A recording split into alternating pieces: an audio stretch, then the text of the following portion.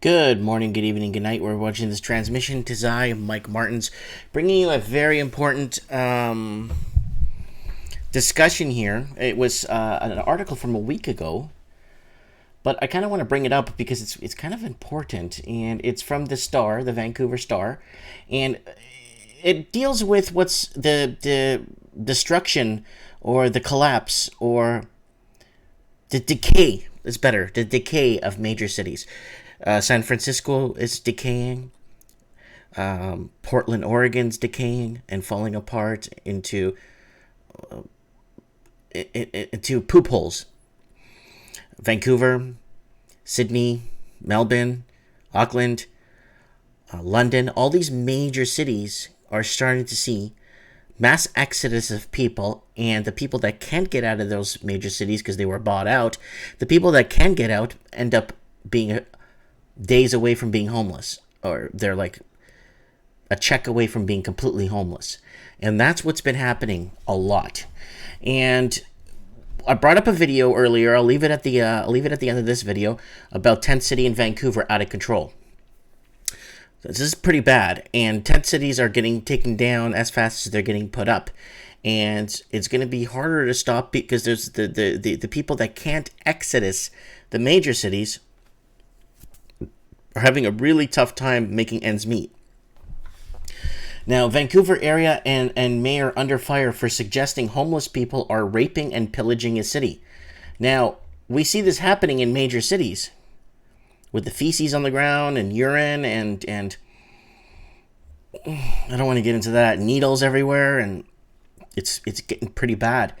Maple Ridge. So Maple Ridge, BC is just east of Vancouver, like 30-40 minutes drive, and a lot of people were moved there during the Vancouver Olympics, and other cities up that way during the Olympics. The homeless people were moved up that way, and a lot of them didn't come back to Vancouver after the Olympics, right? Maple Ridge, BC, the mayor of Vancouver-area suburb is under fire for his characterizing homelessness and drug addict people as raping and pillaging his community. The comments released in a YouTube video of April 5th framed the rising homelessness in Maple Ridge, BC as a drug addiction issue, not housing affordability issue. Now, what's happened is with this, guys,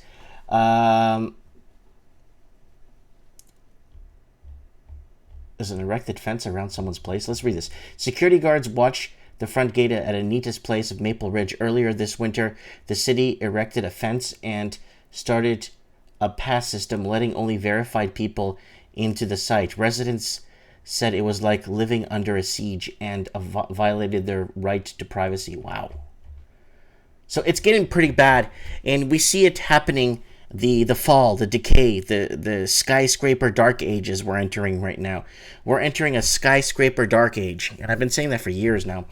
In an interview with the Star on Tuesday, Maple Ridge Mayor Mike Morden acknowledged the superheated nature of his language, but ultimately doubled down on the comments.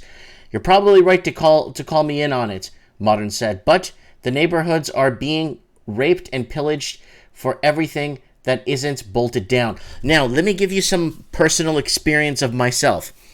I owned a tabletop game store selling board games, card games, Magic, Pokemon, stuff like that in downtown Vancouver. I was at Stadium Vancouver at the Tinseltown Mall. Now, if anything wasn't hidden or behind glass, it would be taken, stolen, gone. And you'd call the police, and if they caught the person, sometimes they could get the stuff back. But the problem is, if they caught the person, there's nothing really the police could do. Their hands are tied. So the police are running around more like security guards with billy clubs. They can't really do nothing. They can't really, and there's nothing they could do about it, because they could just get released from a prison or an institution within hours. Morden said the crime is a symptom of complex web of problems that BC's social safety net is failing to address.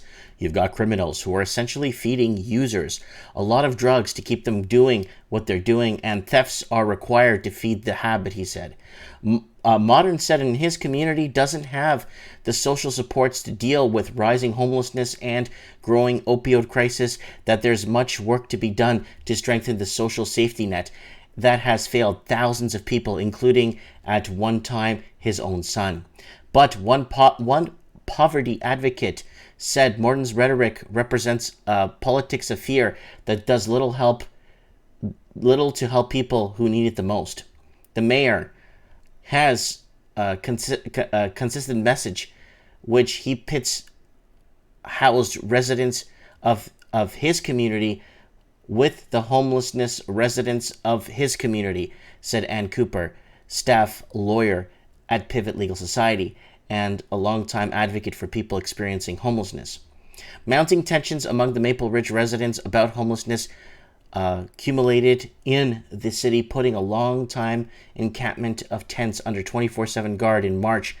The move followed by February court injunction that allowed the city to confiscate items like heaters in the name of fire and safety.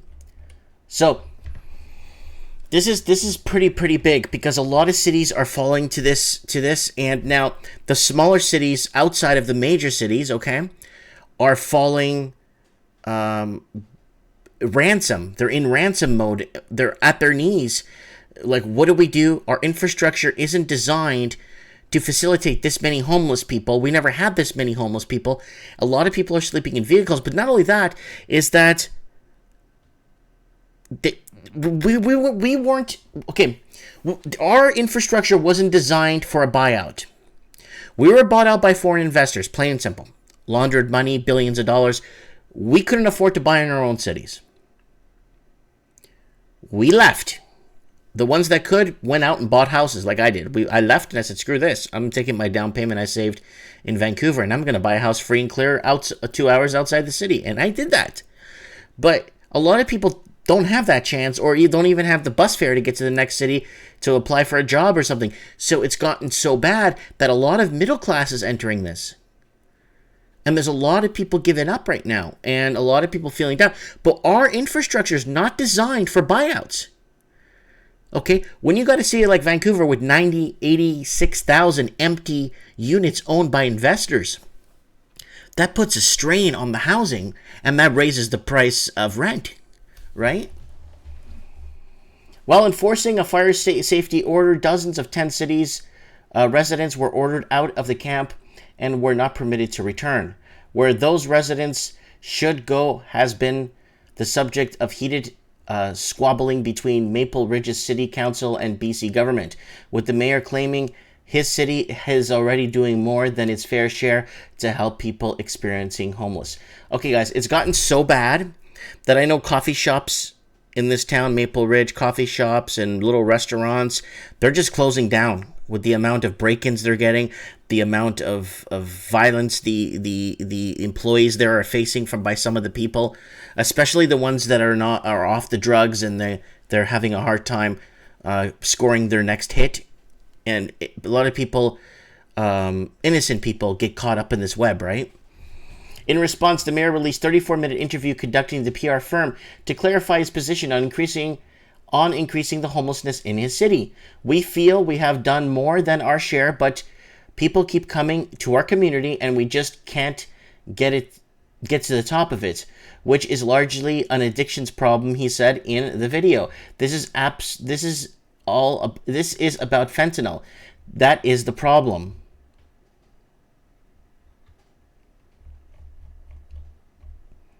Morden said his passionate rhetoric is born of frustration with what he sees as systematic failures to help vulnerable people in his city. Sometimes his family experiencing firsthand while trying to support his son, who also struggles with addiction.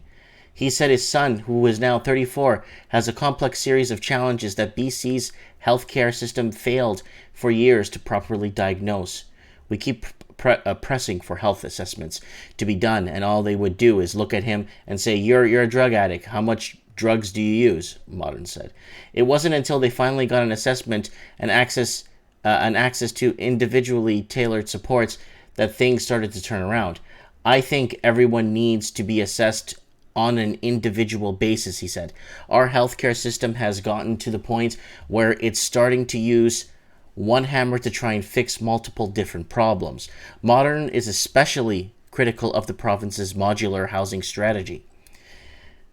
In response to the homelessness crisis, his city council put together a community safety plan that included a new low-bearing beds. It also called for more support for the province to build more affordable housing, more social housing, and build a facility in the Burnett neighborhood to provide a wraparound care that people struggling with addictions need.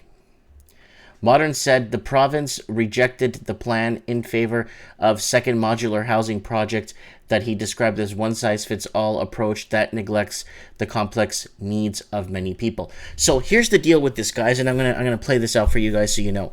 The deal with this is that homelessness is going to become more rampant, because I remember Vancouver posted an article a few days ago, maybe a week ago, stating that it's no longer going to fund social housing for drug addicts. So this is going to become a big problem. Let me find the article here for you guys, so you know I'm not making this up. Not funding social housing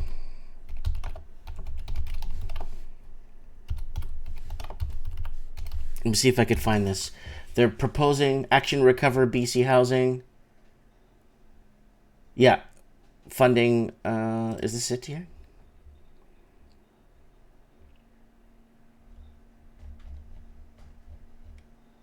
It's an article I read. Vancouver cutting addiction recovery funding as overdose deaths climb.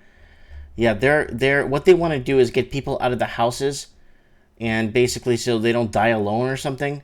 And it's really scary on what they're planning on doing. I saw the article. I saw the guy with his head down, and it was pretty sad to read. But it's the laws they're passing, right? In the video, he suggests Maple Ridge's first modular housing project at Royal Crescent, opened last fall, has been a failure because 2 people have already died there. He insinuates that the deaths were drug-related, but the housing project manager said one person died of cancer, the other from diabetes. That could be possible, right? Morden also claimed 80% of the people who experience homelessness in Maple Ridge use drugs, but didn't cite his source. But in 2013, a study of 500 Vancouver's downtown east side residents who experienced homelessness and mental illness, researchers found 29% used illicit drugs daily, after 24% did not use drugs in the past month. Julian Summers, a health professional of Simon Fraser University and lead author of that study, explained that addiction and homelessness are caused by the same thing, which is social exclusion.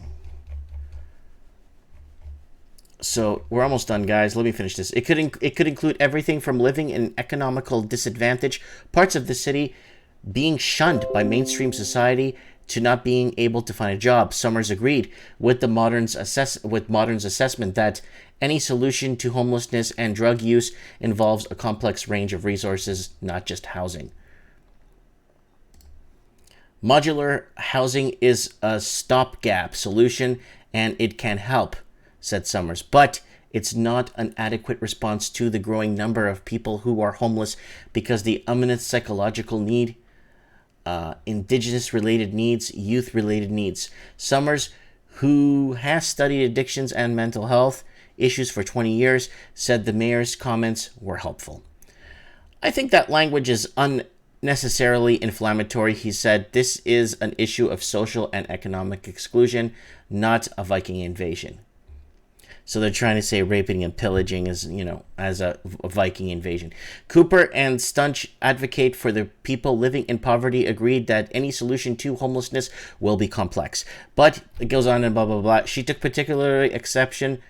So it's not okay to marginalize people, blah, blah, blah. We know this. So the problem is they need to crack down. If they need to crack down, they need to get serious. And for them to flaunt a few words here and there, or create a strong stance. Look at the president of the Philippines. He put a crackdown. That's a crackdown, hard stance, killing drug dealers, just executing drug dealers, drug lords, kingpins, those kind of guys. They're all just they're being executed. Everybody involved in the laundering of money and stuff, he just executes them one by one, plain and simple. And that's what you call a crackdown on drug use and illicit drug use. But him saying raping and pillaging the city, when it's true, okay, he's not making that up, because I know when I go to downtown Vancouver, if I don't have my stuff bolted to my body, people walk off with things all the time. When I was in the mall I was in for 11, 12 years, the mall I was in Tinseltown Mall, downtown Vancouver, I had a beautiful store in a beautiful mall, but what happened? A lot. People running, people chasing down people with purses. Somebody stole my purse, running and screaming. And it wasn't like something that happened once in a blue moon. It was every day. Every day security guards chasing down people. Like, we're talking 3 times a day. And it got really bad. And it was theft. It was just theft, plain and simple. People stealing groceries, people stealing from the 7-Eleven, people stealing from... But it was rampant. It was... You really had to protect your stuff. You really had to, like, really watch over your stuff. You needed all security, all the security and everything in place. And you know what? It still wasn't good enough. And the police were tired, and because they are handcuffed themselves, because there's only so much they can do. Instead of putting people away for a very long time and getting them, like, a good jail sentence gets people off the drugs, gets people, you know what I'm saying, if it's a good tight prison, and then this will help, you know, recuperate some people and get them in the straight and narrow and clean. I don't know, man. I'm just throwing this out there. Is your city being raped and pillaged? Let me know. Comment below. I'd like to know.